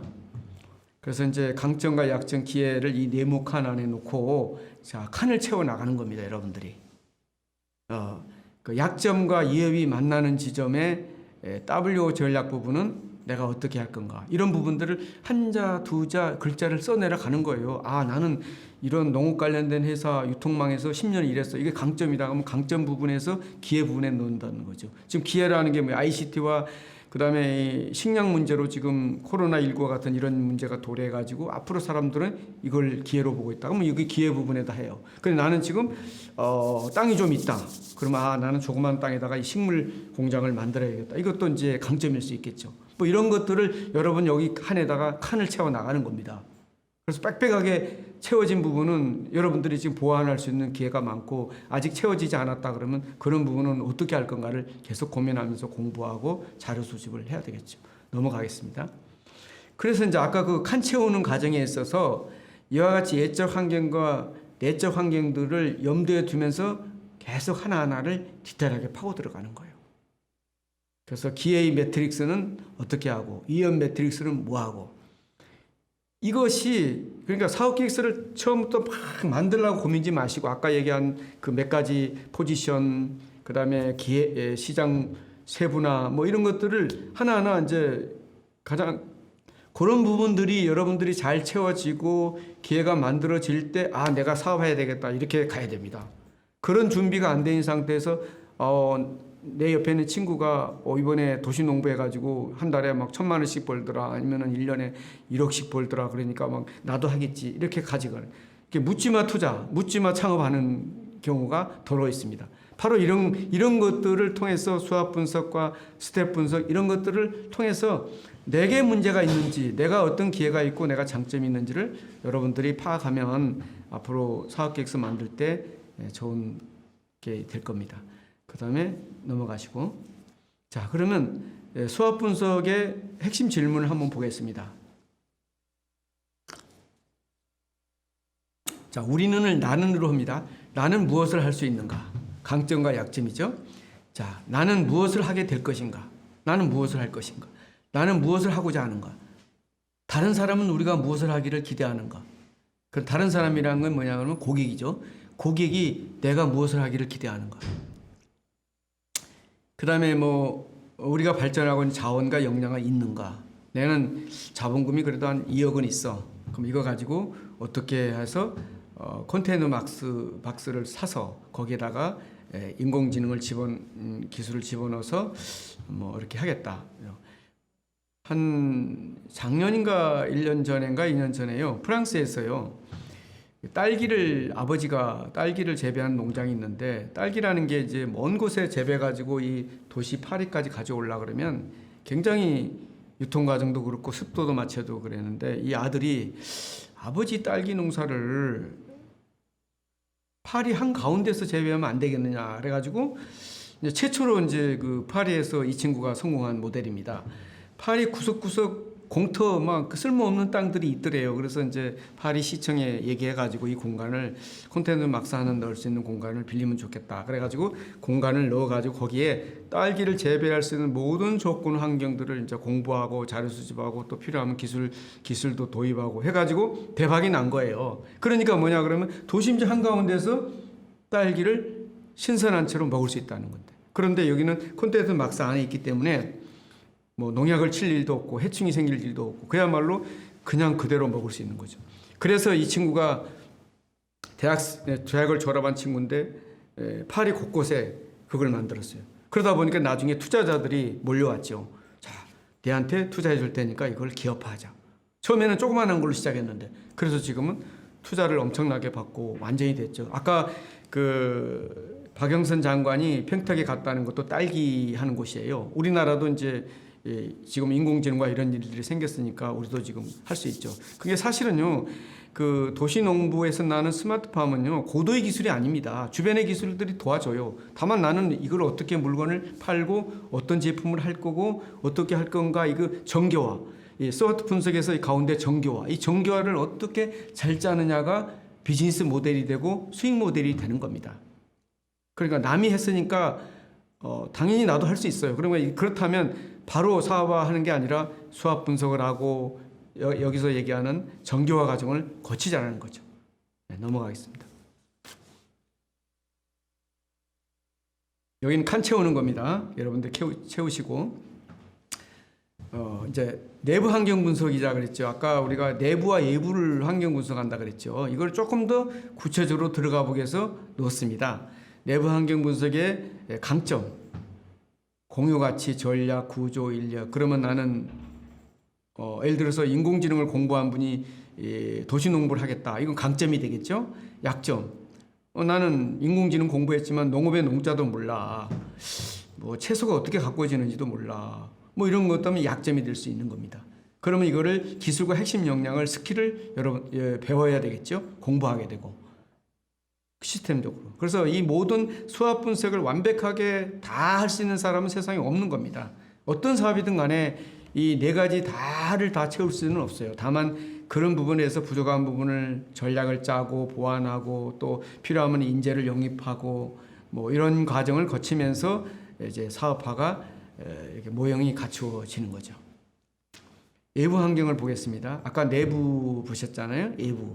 외부. 이게 우리 외부 환경이라는 게 뭐냐 그러면 예전에는 과거에 시골에 가서 농촌에서 농업을 해야만 되는 시대인데 이제는 그런 ICT와 여러 가지 유통망이 개선되면서 도심지 한가운데 또는 도심지 주변에서 또는 가정에서 이런 농업을 할 수 있는 시대가 온 거죠.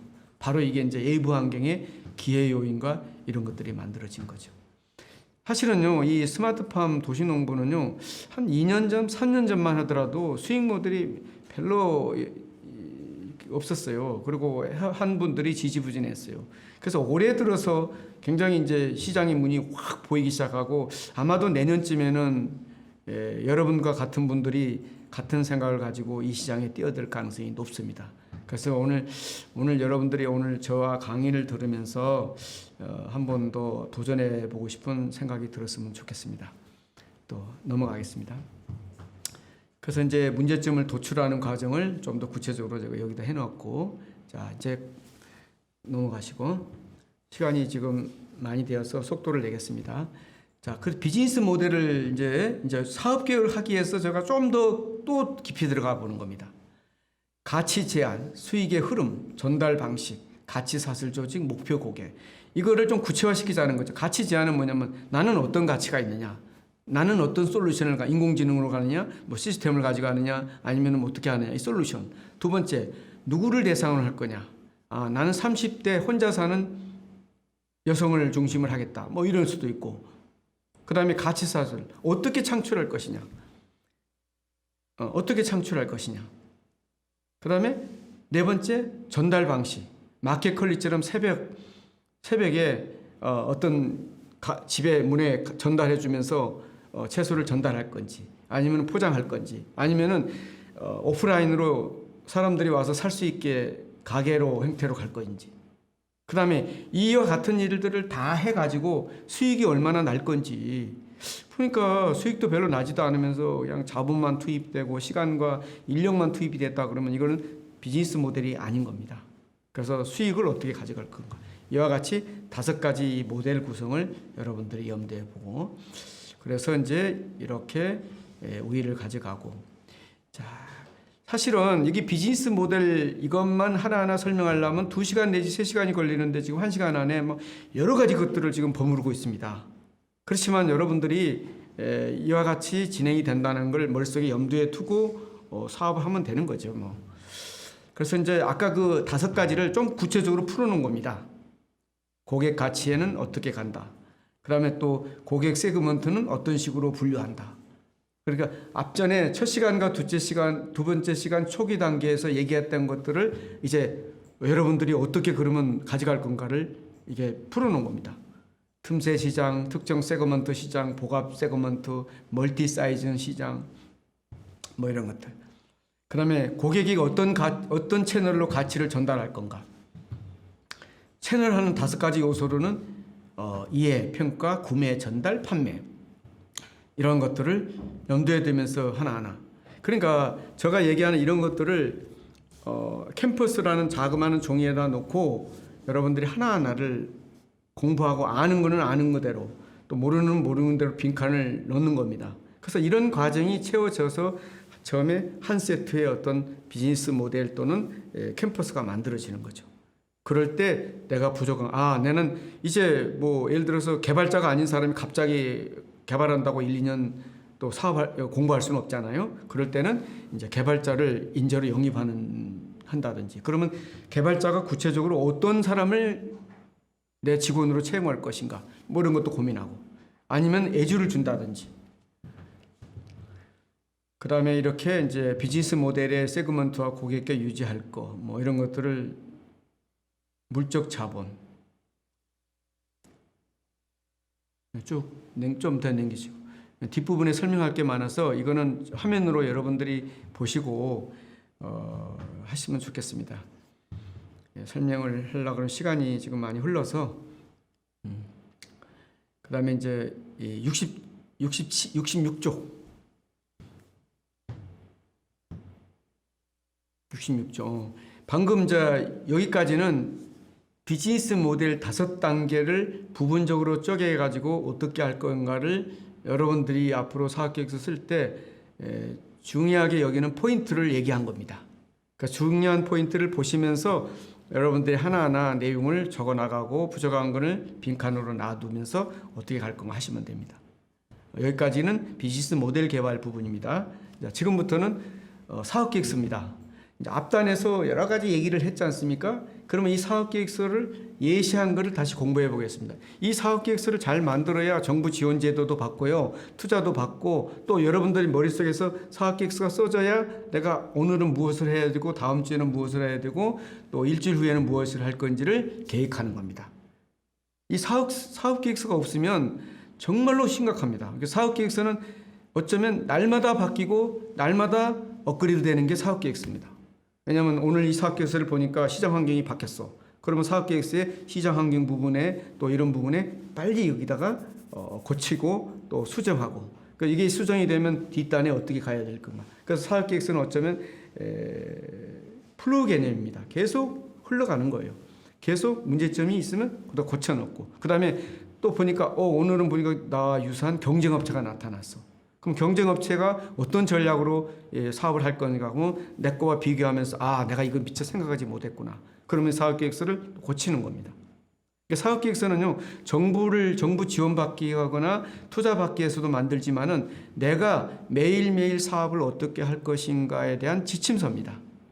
그래서 사업계획서를 이쁘게 다듬고 어떤 정부 자금을 받는 거는 그 시점에서 잘 다듬으면 되지만은 내가 매일같이 이 사업을 어떻게 하고 어떻게 전개할 건가는 내가 잊어먹기 쉬니까 형식지, 문서화되게 만드는 것을 사업계획서의 여러 가지 영역에 쓰입니다. 사업계획서는 어떤 분들은 사업계획서는 정부 지원 자금 받기 위해서 투자 받기 위해서 쓴다 그러는데 결코 그렇지는 않습니다. 내가 사업계획서를 잘 써놔야만 시행착오하지 않고 지속 경영할 수 있는 좋은 이렇게 가이드라인이 되는 겁니다. 자, 한번 보겠습니다. 아이디어 제목이나 회사명을 쓰는 겁니다. 지금 이게 양식입니다. 그래서 이 양식대로 여러분들이 이제 그동안에 앞에서 자료 수집하고 했던 것들을 이 안에 이제 하나하나 체계적으로 써 내려가는 겁니다. 그래서 목차는 회사 개요, 현황 상황과 문제의식, 사업 아이디어, 본사 제품 서비스, 시장 분석, 경쟁사 분석, 시인 분석, 이거 있는데 1번부터 10번까지 꼭 이대로 하라는 건 아닙니다. 다만 이대로 흐름이 간다는 것을 전제하에 여러분들이 이렇게 만들어 간다는 거죠. 꼭 이대로 칸을 채운다는 것으로 안 해도 되긴 됩니다. 9번째 투자 유치 이유는 이거는 투자 받을 때 필요한 거니까 9번째는 빼는 거고, 그러면 내가 지금 아직 사업을 하기 전 단계란 마케팅 전략은 빠지는 겁니다. 시장 진입 전략까지만 잘 세우면 되는 거죠. 그런데 또 내 제품이 경쟁업체가 없어. 그렇다면 경쟁자 분석 6번째는 안 하셔도 되는 거죠. 그래서 이 흐름을 쫓아서 가되 필요한 부분을 채널하고, 근데 언젠가는 경쟁자가 나타날 것이고 또 여러분들이 사업이 규모가 커지다 보면 언젠가는 투자도 받아야 돼요. 그래서 이런 흐름대로 가보도록 해보겠습니다.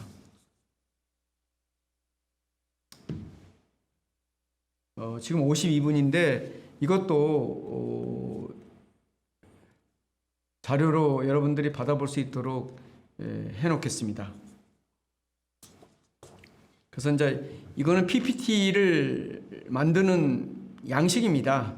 그래서 이거 분야를 가면서 회사 개요, 그 다음에 이제 71쪽 보시겠습니다. 빠른 속도로 진행할 겁니다. 쫓아가십시오. 체지수를 말씀드릴게요. 71조 현재 상황과 문제인식. 현재는 어떤 상황이고 국내 현황은 어떤 문제인지 신문이나 또는 강의 받고 이런 자료들을 여러분이 여기다가 이미지를 집어넣고 설명을 해 나가는 겁니다. 그 다음에 이제 또 현재 문제가 되는 아이템의 이미지도 또 집어넣고 73조 아이디어 컨셉입니다. 그러면 이제 아이디어 컨셉을 받기 위해서 내가 어떻게 했다 이런 거 집어넣고, 그래서 왜 제가 이 예시를 가지고 왔냐 그러면 여러분들이 사업계획서 보면은 기본 폼이 없이 막 왔다 갔다 하길래 제가 이 순서를 밟아서 가장 그 최적의 조건으로 여러분들이 만들었기 때문에 이대로 가면 좋을 것 같아요. 아이디어 컨셉은 문제점, 컨셉, 변화, 기대 뭐 이렇게 하지. 그다음에 아이템명을 쓰고 그다음에 이제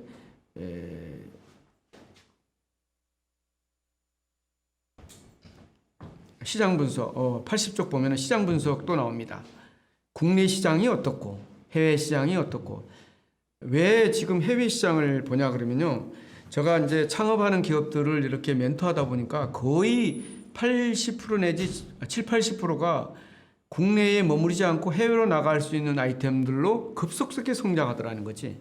여러분들이 어떤 아이템을 가지고 국내로 사업을 했는데 보니까 이거는 한국만이 아니라 베트남이든 뭐 어디든 다른 모든 나라에도 적용한다 그러면 해외로 진출하는 겁니다. 해외 진출하는 게 결코 어렵지가 않습니다. 지금은 많은 여러 가지 도와주는 시스템이나 환경들이 만들어져 가지고 해외에 가져갈 수가 있습니다. 제가 아는 어떤 분은 어떤 대기업에서 나왔는데요. 기존에 있는 제품들을 조금 고쳐가지고 해외 전시에 갔는데 와이프하고 자기하고 회사 조그마한 뭐 1인 기업이나 마찬가지인데 그 해에 5억이고 이듬해 50억 매출 오르고 그랬어요. 그냥 바이어들한테 이렇게 홍보하고 그러니까 바이어들은 요새는 바이어들이 메이드 인 코리아에서 제대로 된 제품이다 그러면 동영상 자료 보내달라 그래가지고 그거 보고 결정해서 주문합니다. 근데 공장도 없고 그냥 아이템 안 하고 기존에 있는 제품들을 조금 리모델링 한 거예요. 그런데도 대박 나는 거죠. 그래서 내가 영어를 모른다.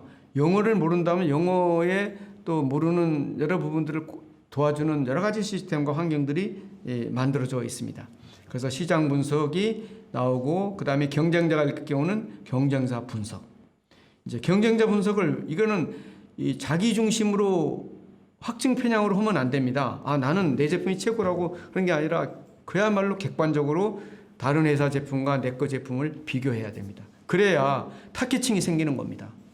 왜냐하면 남들도 잘 되지만 나도 잘 되는 방법은 그 타겟층, 고객의 그 타겟층을 파고 들어가니까 내 고객이 생기는 거예요. 이게 아무리 세상에 존재하는 아이템이라 할지라도 사업은 다 할 수 있습니다. 그래서 이건 수학 분석 이제 여러분들 아까 조금 전에 공부했던 거, 비즈니스 모델도 제가 했던 거 요거 집어넣으면 되고 마케팅도 했고 자 여기까지 했고 5분 동안 하는 강의 자료 한번 들어보겠습니다. 그리고 이제 이 마지막 장에 하세요. 하는 동안에 제가 이제 아까 그 동영상 자료 조금 더 틀어줄 건데 제가 기업사랑 TV라고 유튜브에서 치면 됩니다. 거기에 아이템들과 이런 것들을 매주 또는 일주일에 2건 정도 올리고 있습니다. 그리고 홈페이지 이메일 주소도 여기 있으니까 여러분들이 필요하면 이메일 주시면 제가 힘 닿는 대로 도와드리도록 하겠습니다. 네, 보겠습니다. 동영상. 안녕하세요. 기업사랑 TV 전세입니다.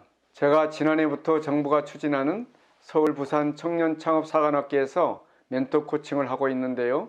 그러다 보니 매일 창업을 준비하거나 창업을 하신 분들을 만나게 되더라고요. 그런데 요즘이야말로 누구나 창업을 할 수 있는 시대이지 않습니까? 그래서 저도 많은 분들께 더 많은 도움을 드리기로 했습니다. 제가 몸소 체험하고 코칭하며 정리한 노하우들을 유튜브로 전달해 드리도록 하겠습니다. 막상 창업은 하고 싶지만 실패에 대한 두려움 때문에 쉽게 시작하지 못하는 분들이 계신다면 오늘 영상을 꼭 주목해 주세요. 오늘은 창업을 어떻게 준비하고 어떤 과정들을 거쳐야 하는지를 알려드리도록 합니다. 여러분은 창업 성공의 포인트를 뭐라고 생각하십니까? 저는 창업에 성공하는 포인트를 철저한 사전 준비를 했는가입니다. 창업은 결승점이 아니라 출발점이며 끝없이 끌고 나가야 하는 일이라고 생각합니다. 창업을 결심했다면 최소 1년에서 3년 이후를 목표로 해서 집중적으로 준비해 나가는 것이 좋습니다. 창업 준비를 하려면 어떻게 해야 하는지 살펴보겠습니다. 첫 번째, 머릿속에서 막연하게 생각하고 있었던 것을 문자로 가시화시켜야 합니다. 창업을 생각하다 보면 수많은 아이디어가 머릿속에서 떠올랐다 사라지곤 합니다. 그 생각이 문자로 가시화되는 것이 곧 사업 아이디어가 정리되는 것입니다. 두 번째, 창업 준비에 관한 정보를 이론화하는 것입니다. 자신의 노하우와 성공 사례를 정리하면서 부족한 기술과 아이디어가 있으면 보강해 나가는 것입니다. 세 번째, 창업 준비의 진척 상황을 확인할 수 있어야 합니다. 창업하기 위해서는 계획적으로 단계적으로 밟아야 할 과정이 있습니다. 창업 준비 과정에서는 이러한 불안감과 창업에 대한 열망이 교차하면서 갈등이 나날이 이어집니다. 그때의 갈등을 이겨낸 사람만이 창업이라는 꿈을 실현할 수 있습니다. 그렇다면 간단히 창업의 주요 과정을 얘기해 보겠습니다. 첫째, 가장 중요한 건데요. 바로 사업 아이템 찾기입니다. 한 사람이 살아온 전 과정에서 남들이 보지 못하는 틈새 시장의 아이템이 발견해야 합니다. 예를 들면 어린 시절부터 성인에 이르기까지 보고 듣고 배우는 교육으로 현재도 쌓여가는 다양한 교육이 밑거름이 됩니다. 그리고 다양한 많은 독서량과 집중했던 책 속의 내용들, 그래서 좋아하고 기억한 자료를 스크랩하는 것입니다. 남다르게 좋아했던 취미들, 그 속에서 즐거움을 간직하면서 많은 시간을 보냈던 행복한 일상, 작은 일들이 아이템이 될 수 있습니다. 특히 성인이 되어 이루어지는 사회생활은 아주 중요한 창업 준비의 일환이 됩니다. 여러 가지 경험, 관계, 네트워크, 일터의 경력 등 많은 활동이 자산이 되어 역량을 발휘하게 합니다. 둘째, 사업계획서를 쓰는 것입니다. 아이템에 대한 구체적인 분석과 자료 수집, 사업화 방향, 시장 조사 등 다양한 추진 과정을 한 페이지부터 양식에 얽매이지 않고 기술하는 것입니다. 시간이 경과하면서 추가 자료를 계속 업그레이드 해 나가야 합니다. 사업계획서 안에 담아야 할 주요 내용으로는 사업을 추진해야 할 인력이 있어야 합니다. CEO를 포함한 개발자, 마케터, 기획자 등 사업 추진팀으로 인재를 영입하는 것입니다. 사업화에 당장 필요한 한 사람부터 역량을 적어 나갑니다. 사업화 아이템에 대한 기술성 또는 특성을 구체화하는 것입니다. 내가 찾아갈 고객, 시장에서 필요한 제품 또는 서비스에 하기에 호기심과 기대감으로 디테일하게 표현하는 것입니다. 내 아이템의 시장성을 분석하는 것입니다. 내수 시장, 글로벌 진출 시장 등 특화된 고객층, 지역 등을 조사하는 것입니다. 무엇보다 시드머니, 최초 창업 자금을 어떻게 마련하고 사업화 과정에서 추가되는 자금 확보도 예상하고 계획을 마련하는 것입니다. 셋째는 사업 구체화입니다. 앞으로 10년 후에도 바뀌지 않는 아이템, 곧 시장 환경을 염두에 두고 아이디어를 생각해야 합니다. 그래야 지속적인 고객을 창출하고 지속 경영을 이루어갈 수 있습니다. 그러면 최근에 화두가 되고 있는 산업 환경과 글로벌 환경에서 나타나는 사업 분야를 잠깐 소개해 드릴까 합니다. 인간의 혁신적인 노력의 결과 우리 삶에 깊이 파고든 4차 산업혁명 관련하여 많은 아이템이 창출되고 있는데요. 예를 들면 사물인터넷, 센서, 인공지능, 로봇, 빅데이터, 블록체인, 플랫폼 등이 수없는 사업 아이템이 있습니다. 또한 각종 건강 관련 기술의 고도화로 평균 수명이 연장되며 헬스케어, 건강식품, 예방의학, 여가 등 많은 수요가 확대되고 고객은 제품과 서비스를 원하고 있습니다. 또 다른 분야는 이 모든 산업, 서비스를 융합한 아이템입니다. 모든 분야의 4차 산업혁명을 적용하면 신규 아이템으로 탄생할 수 있습니다. 농업, 헬스케어, 미디어, 콘텐츠, 서비스, 제조업 등에서 무궁무진한 새로운 아이템이 탄생합니다. 이제는 글로벌 시장의 확대로 나의 제품 서비스가 국내 내수 시장만이 아니라 세계 시장이 내 고객으로 다가오고 있는 시대입니다. 이제는 어떤 제품 서비스이든 사업 전략을 잘 마련해 구체화시키면 경쟁력 있는 기업으로 발전할 수 있습니다. 바로 창업의 르네상스가 도래된 것입니다. 넷째, 급변하게 변하지 않는 것에 신경을 써야 합니다. 거래보다는 관계의 중심을 둬야 합니다. 아이템이 좋다고 고객과 거래만 잘 된다고 좋은 것이 아닙니다. 이제는 급변하는 환경에 맞춰 고객들과 네트워크를 잘 형성하고 커뮤니케이션에 힘써야 한다는 것입니다. 그래야만 오랫동안 사랑받는 제품, 서비스로 고객을 만족시킬 수 있습니다. 유행보다는 기본에 힘써야 합니다. 잠깐 스쳐 지나가는 유행을 따르기보다 고객의 삶의 질을 높일 수 있고 정신적인 풍요를 줄 수 있는 기본에 치중해야 합니다. 현상보다는 본질이 무엇인지 살펴야 합니다. 사업의 본질은 인간의 필요와 궁핍, 그리고 행복이 채워지면 고객은 매출로 보답하는 것입니다. 오랫동안 사랑받는 기업으로 지속 경영하려면 매출 증대, 서비스 향상이라는 현상도 중요하지만 본질적인 가치와 비전을 제시하는 인간과 함께 호흡하는 사회적 기업을 추구하는 기업으로 발전하는 것입니다. 오늘 강의는 가장 기본적인 창업의 준비와 과정을 간략히 말씀드렸습니다. 앞으로 부문별 분야별로 구체적으로 접근해 여러분들의 창업에 대한 두려움과 성공적인 사업화에 크게 도움이 되도록 하려고 이상과 합니다. 같이 강의를 이제 마무리하고요. 잠깐 한 2, 3분, 5분 이내로 기존에 사업기획서 썼던 것들을 예시를 한번 보면서 여러분들에게 잠깐 그 코멘트 해주겠습니다. 그래서 화면이 바뀌면 화면을 보면서 경쟁 제품 분석해놨죠. 그 다음에 국내 시장과 목표 시장도 분석했고, 그 다음에 이미지. 물론 도시농부하고 약간 다르지만 아무튼 그 버섯을 기반으로 한 대체육으로 이제 이런 창업을 한 회사입니다. 그래서 보유 역량 그 다음에 대표자 보유 역량 이렇게 쭉 이렇게 나와 있습니다. 자문위원 아이템을 했고, 그 다음에 국내 버섯을 어떻게 계약 재배했고, 또 기술력 경쟁력은 있고, 제품의 구현, 지적 재산권 있고 이런 것들, 버섯 농장. 상당히 버섯 부분에 대해서는 여러 가지 각도로 이 회사가 분석해 가지고 이제 버섯을 이용한 대체 식품을 만들겠다. 그다음에 2050 세대를 타겟으로 하겠다. 20대 여대생부터 50대 주부까지 다양한 연령층을 존재. 이게 바로 이제 세그먼트 시장을 줄인 거죠. 이렇게 해서 데이터로 만들었고, 그래서 이 회사는 전반적으로 사업기획서가 잘 됐습니다. 그래서 여러분들에게 한번 가볍게 보여주고, 이런 건 또 지식재산권과 관련돼 가지고는 여러분들한테 또 나눠줄 수는 없고 화면상으로 이렇게 되고 있다는 걸 말씀을 드리고, 자, 그러면 하나만 더 하고 끝내도록 하겠습니다.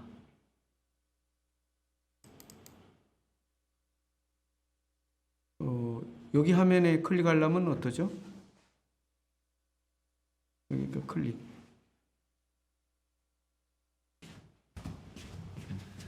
올리브팜. 꺼내가지고 하는군요.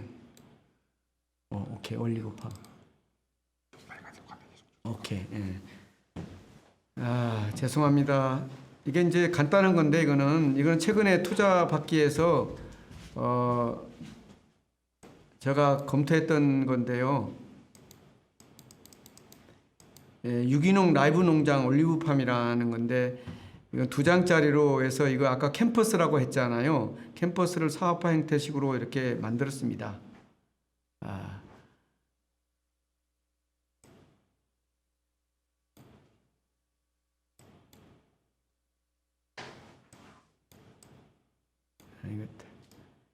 그래서 유기농을 가지고 어떻게 올리브팜과 연결할 것인가, 농민과 소비자를 신뢰하는 연결 플랫폼을 어떻게 할 것인가, 그 다음에 사업 기반 수익 모델은 어떤 식으로 갈 것인가, 그 다음에 수익 판매 모델 전략 로드맵은 어떻게 할 건가, 월 수입 22년 월 수입 1억 7천 목표 달성하겠다. 그래가지고 이렇게 회사 설립하겠다. 그래서 인도로 진출하겠답니다. 이게 2장짜리인데 이와 같이 어떤 형태든 간에 사업기획서가 만들어지고 있는데, 이 2장 가지고 투자 받겠다고 최근에 투자 설명서에 가져왔던 분인데, 상당히 그 인도 시장에 뛰어드는 전략들이, 이제 구체적인 전략은 또 이것 말고 있는데 그런 전략들이 있었습니다. 그리고 이제 이 회사는 지금 초기 창업 패키지라고 해서 정부 돈 한 7천만 원 정도 받은 회사입니다. 그래가지고 지금 올해 들어가고 있는데, 한 사람이 창업했습니다. 한 사람이 창업했는데 그냥 키워야 되겠네.